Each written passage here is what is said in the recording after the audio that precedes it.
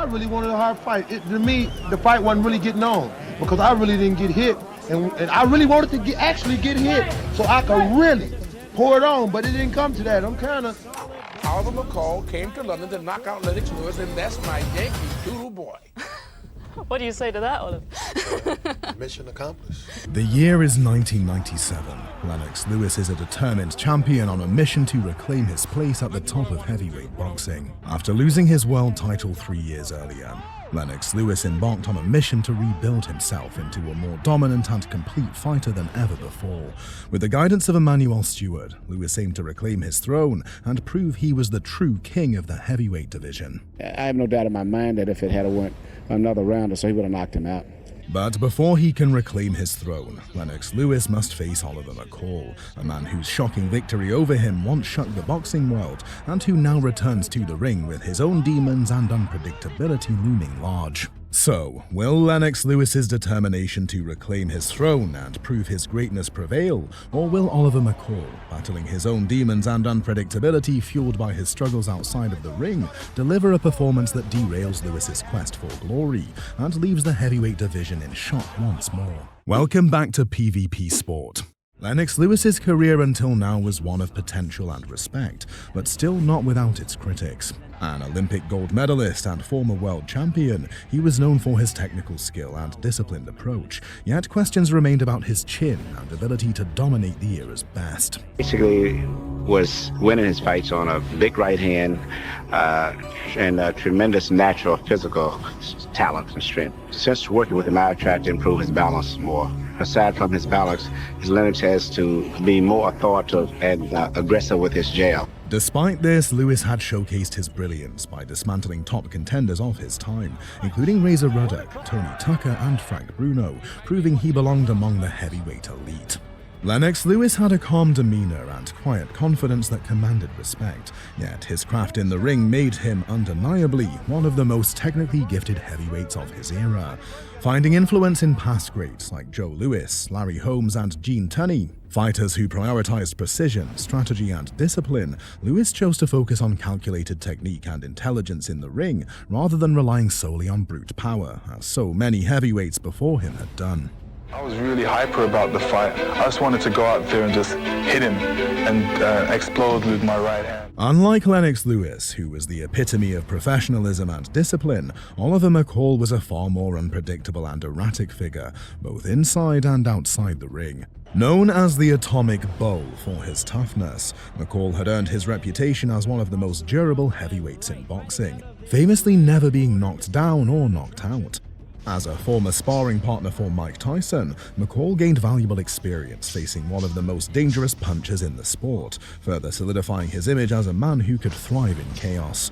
While Lennox prepared meticulously for every bout, McCall brought a wild, unfiltered energy into the ring, often letting his emotions dictate his actions. The height of his unpredictability in the ring came in one of the most shocking moments in heavyweight boxing history, when Oliver McCall knocked out Lennox Lewis in their first fight. In 1994, McCall delivered a thunderous right hand in the second round that sent Lewis to the canvas, ending the bout and crowning McCall as the WBC heavyweight champion. After this shocking victory over Lennox Lewis, Oliver McCall's career began to unravel outside the ring. By the time of their rematch 3 years later, McCall was battling substance abuse, particularly alcoholism, which severely impacted his training and discipline. Unlike Lewis, who prepared meticulously for the fight, McCall's erratic behavior and struggles with substance abuse left many questioning his readiness. In the lead-up to the rematch, McCall was arrested multiple times, including for drug possession and disorderly conduct, further highlighting the toll his personal demons had taken. Emmanuel Stewart, now in Lennox Lewis's corner instead of McCall's, summed it up. This chaotic backdrop set the stage for one of the strangest heavyweight rematches in history. The night arrived on February 7, 1997. The rematch between Lennox Lewis and Oliver McCall, one of the most anticipated heavyweight showdowns, was about to become one of the most bizarre fights in boxing history. Behind on the scorecards, that was here as well. Round one begins. Emmanuel Stewart said that he expected Lewis to be tentative, off the memories of his loss to McCall in 1994. Stewart goes on to point out that Lennox is by nature a cautious counterpuncher at the beginning of the instructions the last time around. He won't have any problems at all. Just keep his right hand at home until it creates itself. From long reach, he can do it. Say that now that we see Lewis in the ring with trunks on. Trunks are a little high.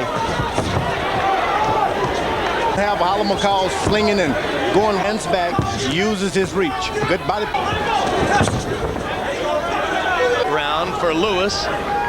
McCall, 57 thrown punches in the first round were jabs. He didn't reluctant because of the earlier fight in that right hand.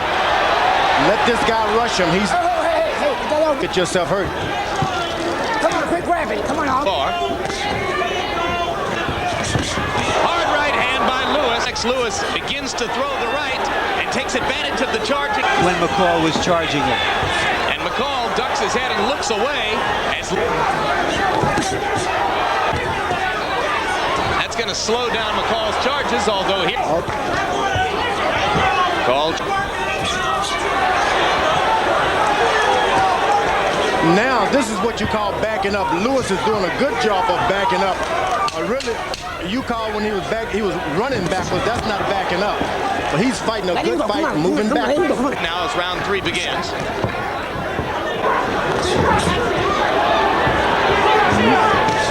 Lewis is doing some good putting his punches together. He's trying more to psych them more than anything else, trying to wait around, and fights go quick, you know. McCall was a bit smaller the first time they fought, so that right hand was delivered a lot quicker. See what kind of stamina McCall has tonight if this goes into the late. He's either bored or frustrated. One thing he's not doing for the moment is winning rounds. At the end of the first 3 rounds, Lennox Lewis had controlled the pace with his sharp jab and patient approach, keeping Oliver McCall at bay. While McCall pressed forward, Lewis's discipline and precision gave him the clear advantage early on. However, as the 3rd round ended, McCall's behavior began to raise eyebrows when he refused to return to his corner. By the 4th round, his demeanor had noticeably shifted. He became increasingly disengaged, lowering his guard and refusing to throw punches, leaving the crowd and commentators baffled by his unusual behavior. Heavyweight championship fight hasn't gone over and said something to him about you. Right hand by Lewis. McCall able to take it even though he had his hands down. This is a bizarre display. I personally have never seen anything like it. Sign of anything wrong with him during training? No, never. But you see this man, he's still there. All he's got to do is fight. Thank you, George. I said, no, I'm not going to retire. I will keep fighting after I win the championship. But something interfered with Oliver McCall. He's near tears now. He doesn't really want to fight. He's crying in his corner. I've never seen anything like this. He's overwhelmed with some sort of emotion. Don't do this to yourself. Don't do this to yourself, man. Come on, take some water. Come here. He doesn't want to fight. Come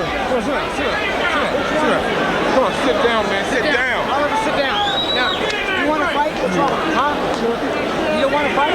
Yeah, you want to fight. Come on. Seconds out. Come on. You can win this fight. Take his boy out here. Come on. Hey, man. Go on and fight this stuff. This is for your daughter, man. Oliver McCall, stood in the ring with tears streaming down his face, was a moment unlike anything the boxing world had ever seen, blurring the lines between sport and personal struggle. Critics questioned McCall's corner, arguing they should have stepped in to protect their fighter and address his visibly unstable state before it escalated further. Right now, before the eyes of the world, and it's placed Lennox Lewis in an awfully difficult and awkward position. Lewis doing what he has to do. This isn't right.